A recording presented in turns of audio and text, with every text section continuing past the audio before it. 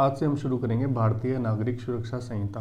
तो क्या है बीएनएसएस? तो एक एग्जांपल से समझते हैं कि मान के चलते हैं चोरी हो गई, ठीक है, और ए के ऊपर इल्ज़ाम लग गया कि इसने चोरी करी है।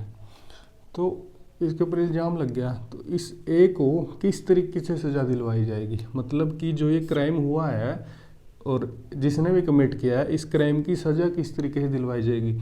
ए के ऊपर इल्ज़ाम लग गया तो क्या प्रोसेस होगी, इसको किस प्रोसेस से अरेस्ट किया जाएगा, किस प्रोसेस से एविडेंस लिए जाएंगे, अगर इसको बेल देनी है, जमानत देनी है तो किस तरीके से जमानत दी जाएगी, ठीक है।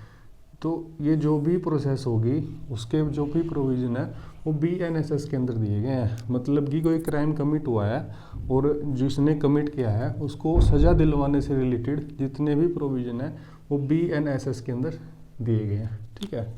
तो जो बीएनएसएस जो ये है ये एक लाइन के ऊपर स्टैंड करती है, इस लाइन के ऊपर स्टैंड करती है, ठीक है। तो सबसे पहले कोई क्राइम कमिट हुआ, मान के चलते हैं कि कोई एक इंसान है ए, इसके साथ मारपीट होती है, तो ये सबसे पहले बीएनएस उठाएगा, भारतीय न्याय संहिता। भारतीय न्याय संहिता उठा के ये देखेगा कि जो मेरे साथ मारपीट हुई है वो कोई क्राइम है या नहीं है, भाई लोग मेरे को मार सकते हैं नहीं मार सकते।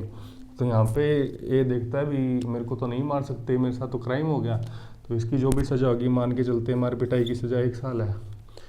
तो ए ने बीएनएस उठाई, इसने देखा भी मेरे साथ मार पिटाई हुई है और मार पिटाई क्राइम है और 1 साल की सज़ा होगी जिसने मेरे को मारा है। तो ए क्या करेगा, ए जाएगा पुलिस स्टेशन में एफआईआर लिखवाएगा, ठीक है। तो ए पुलिस स्टेशन में गया, इसने एफआईआर लिखवा दी।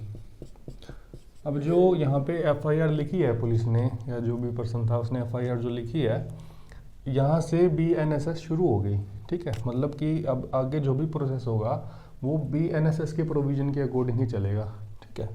अब पुलिस ऑफिसर जो है वो देखेगा कि ए को जो मार पिटाई हुई है वो किसने करी है, ठीक है, किस प्लेस पे हुई है, कितने बजे हुई है, सारी डिटेल पुलिस वाले इकट्ठा करेगा, ठीक है। जो भी ये पुलिस कार्रवाई करेगी उसको बोलते हैं इन्वेस्टिगेशन।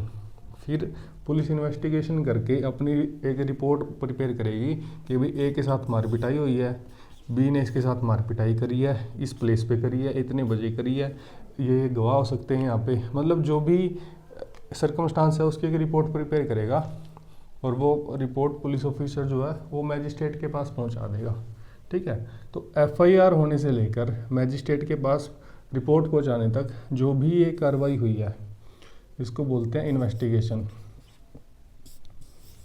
ठीक है। ए के साथ मार पिटाई हुई, ए ने लिखवाई एफआईआर, एफआईआर से पुलिस ने अपना इन्वेस्टिगेशन करनी शुरू कर दी और इन्वेस्टिगेशन एफआईआर से लेके रिपोर्ट जमा करवाने तक इसको बोलते हैं पुलिस रिपोर्ट। एफआईआर से लेके रिपोर्ट मैजिस्ट्रेट को जमा करवाने तक इस गैप को बोलते हैं इन्वेस्टिगेशन, इस फेज़ को इन्वेस्टिगेशन बोलते हैं, ठीक है। तो अब यहाँ पे मैजिस्ट्रेट के पास पुलिस रिपोर्ट पहुँच चुकी है, मैं मैजिस्ट्रेट को एमजी लिखता हूँ, मैजिस्ट्रेट के पास पुलिस रिपोर्ट पहुँच गई। तो मैजिस्ट्रेट क्या करेगा, देखेगा भाई जो पुलिस जो फैक्ट प्रेजेंट कर रही है, भाई बी ने मारा है या किस प्लेस पे मारा, जो भी फैक्ट प्रेजेंट कर रही है ये सही है या नहीं है, इसके लिए मैजिस्ट्रेट क्या करेगा, इंक्वायरी करेगा। तो मैजिस्ट्रेट इंक्वायरी करेगा, अगर मैजिस्ट्रेट को लगता है कि हाँ ये फैक्ट सही है, ए के साथ सच में मार पिटाई हुई है, अगर मैजिस्ट्रेट को ये सब फैक्ट सही लगते हैं तो मैजिस्ट्रेट इन फैक्ट को सर्टेन करने के लिए जो भी कार्रवाई करेगा उसको बोलते हैं इंक्वायरी, ठीक है। क्राइम हुआ, उसने एफआईआर लिखवाई, एफआईआर से लेके पुलिस की रिपोर्ट जमा करवाने तक की फेज़ को आप बोलेंगे इन्वेस्टिगेशन, और पुलिस रिपोर्ट जमा होने तक यहाँ पे ट्रायल शुरू हो जाता है, उसकी बात करेंगे। इस फेज़ को बोलते हैं इंक्वायरी। मतलब जो भी पुलिस ने जो भी फैक्ट इकट्ठा कर रहे हैं, एविडेंस इकट्ठा कर रहे हैं, आप एक रिपोर्ट बनाई है, वो फेज़ कहलाती है इन्वेस्टिगेशन। और मैजिस्ट्रेट उस रिपोर्ट को फैक्ट को सही ठहराने के लिए या देखने के लिए कि फैक्ट जो आए हैं सही है या गलत है, तो उस कार्रवाई को बोलते हैं इंक्वायरी, ठीक है।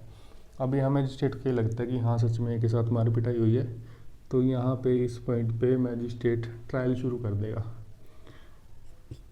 यहाँ मैजिस्ट्रेट ने ट्रायल कर दिया, अब बोलेंगे भाई, ए को बोलेंगे भाई आ जा, तू भी आ जा, बी को बोलेंगे तू भी आ जा, अपने एविडेंस ले आ, ठीक है। जो भी आगे प्रोसेस होती है एविडेंस, ए के एविडेंस की, बी के एविडेंस की, जितनी भी प्रोसेस होएगी वो सारी ट्रायल के अंदर आएगी।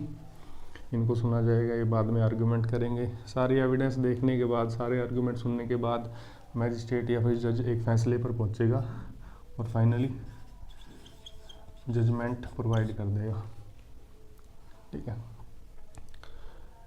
पहले क्राइम हुआ, एफआईआर लिखी, एफआईआर से लेके पुलिस रिपोर्ट तक की जो फेज़ थी वो इन्वेस्टिगेशन, पुलिस रिपोर्ट से इसको असरटेन करने की जो भी फेज़ थी वो इंक्वायरी, और ट्रायल शुरू हो गया। तो ट्रायल से मतलब यहाँ पे चार्ज फ्रेम हो जाते हैं, यहाँ पढ़ेंगे बीएनएसएस के अंदर, यहाँ से लेके जजमेंट आने तक की जो भी फेज़ है उसको बोलेंगे अपन ट्रायल। तो ये जितनी भी प्रोसेस हुई है, इन्वेस्टिगेशन कैसे होगी, इंक्वायरी कैसे होगी, ट्रायल कैसे आएगा, जजमेंट कैसे आएगी, एविडेंस कैसे पेश करेंगे, बेल कैसे दी जाएगी, अरेस्ट कैसे करी जाएगी, जितने भी प्रोविज़न होंगे वो सारे प्रोविज़न बीएनएसएस के अंदर दिए गए हैं।